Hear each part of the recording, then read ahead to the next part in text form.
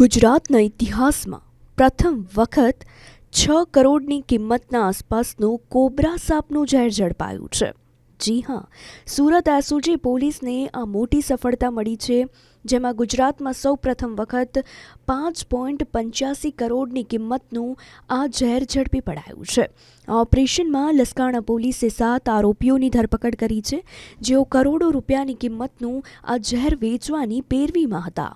પકડાયેલા આરોપીઓ પાસેથી અંદાજે 6.5 ml કોબરા વેનોમ જપ્ત કરાયું છે, જેની બજાર કિંમત આશરે 6 કરોડ રૂપિયા આસપાસ હોવાનું કહેવાઈ રહ્યું છે.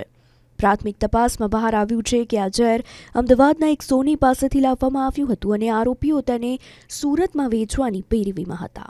નોંધનીય છે કે સાપના ઝેરનો ઉપયોગ બ્લડ પ્રેશરની દવાઓ બનાવવા માટે થાય છે, પરંતુ છેલ્લા કેટલાક સમયથી હવે આ ઝેરનો ઉપયોગ રેવ પાર્ટીઓમાં નશો કરવા માટે પણ થઈ રહ્યો છે, જેનો ગેરકાયદે ધંધો ચાલી રહ્યો છે. જેને પગલે પોલીસ હવે આ નેટવર્કના મૂળ સુધી પહોંચવા વધુ ઊંડાણપૂર્વક તપાસ કરી રહી છે.